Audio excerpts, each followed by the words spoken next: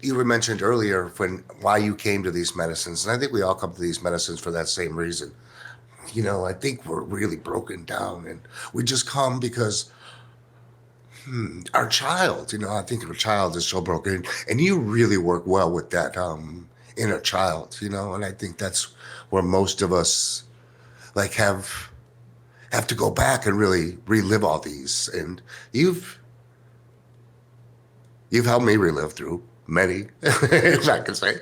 So explain to people about how that process works and how that inner child works, because I think it's so very important to people to know that it's not leaving the trauma, it's revisiting the trauma and healing that trauma. Yeah. Yeah. And Mark, I just want to say I love your vulnerability. I love who you are. So And beautiful. yeah, me too. So do I. Producers love you too. So do I. So inner child work for me, in my coaching practices is probably one of the number one things that I do. And, when we are born onto this earth, there's things that we need as a child. And we Western society set ourselves up for failure right away. For example, a man or a woman can only take 2 weeks off for their child after they've just been born. Right there, you're setting your child up for abandonment issues. And it's not the people that are doing it, but it's our society that says, oh, you can only get 2 weeks off when they really should be getting 3 months off, 6 months off to bond with this child, to nurture this child.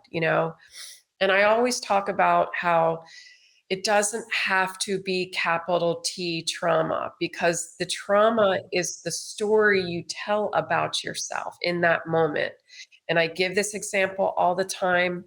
I was 4 years old and my parents are fighting nonstop. Now, me, Gina, the adult, know that they have a terrible relationship, and I would never want a relationship like that, nor stay in one like that.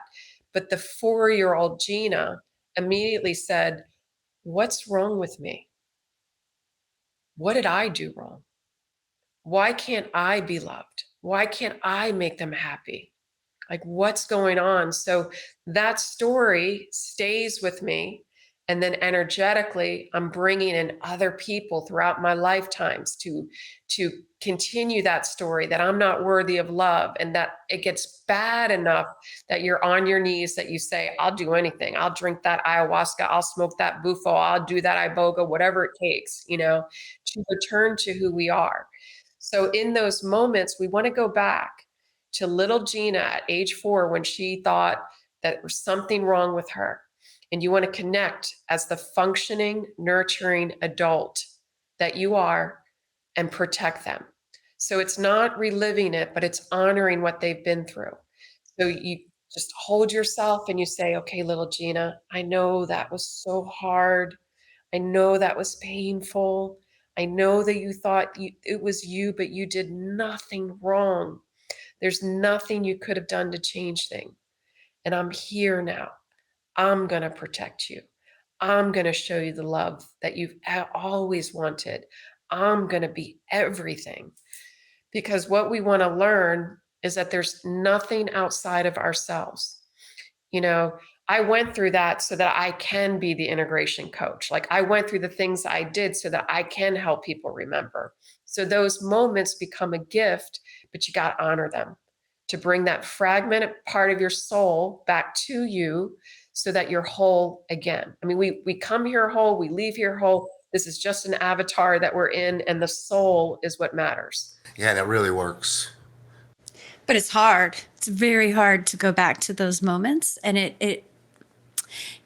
it's a lot easier when there's somebody like you who is walking you through it, allowing you to be vulnerable and go back. Because I mean, you and I just did some inner child work about a week ago. I think it's the most important part of integration, actually. I believe so too. Because the medicine's going to bring up your shadow side, the wounding that we reject, right? So we want to reject that side. No, I don't want to feel that. I don't want to feel that. I did it for a year and a half. So But that's where you want to go to, because we were meant to feel the good, the great, the legendary bad, the bad, all of it. We were meant to feel, because we're in a blink of an eye here. Right. And So we don't know how to feel, but when we come to these medicines, and then we finally learn kind of how to feel. And once we learn how to feel, then we don't understand what that feeling is. So we need integration coaches, because these are first time feelings. Wow, we've never felt this before. Where is this coming from? And you have to navigate that. You can't just, how can you learn? How do I say this? But how can you learn something that you don't, that you think that you've been fucking up all the time, anyways? So Mhm. you have to learn something new to replace that. absolutely. And even love, like I said to ayahuasca, like, can you show me what it feels like to love myself? Because I don't Right. know how. Yeah. To psilocybin, the same thing. Can you show me how? Because I don't know how. And then she would show me what that feeling was and what it meant, and that's the beauty of it, is that these spirits know nothing else than just to be. They don't suppress anything. We've They been just told, we've been told our whole lives, don't feel that. It's bad to feel bad. We're not allowed to feel bad. We tell our boys, don't feel sad, don't cry, don't feel that, uh, right? We who tell hasn't our boys that. something to cry about? That one. Totally. I mean, I'm a 70s child. Stop crying or I'll give you something to cry about. It's kind of interesting too, how we all kind of, that venture to these medicines in that 35, 40-year range. We start really digging deep because what do you think? I think we think there's something different. We're stuck in such a stuck spot that how else do we know? And I think ayahuasca really shook that up. And because I really never did psychedelics before I did ayahuasca. I mean, it wasn't in my life like it was in Michelle's or yourself's. I mean, mine was mostly cannabis, and I've struggled with that too. But I've learned a nicer, tender relationship over the last few years. But I think in a way, cannabis really navigated my path towards here. That makes sense. Absolutely. She's a master teacher. She is a master teacher. She definitely is. Yeah, so we can talk about ayahuasca and Cambo and the beautiful other things you do. And you do serve a little bufo, or is that not the case? No, I don't. The only medicine I serve is combo. That's it. That's the Yeah, only one. But I do integration for Bufa alvarius, we're all going of to talk the about that. medicines. Yeah. We're going to talk about integration right now because that is the key to everything.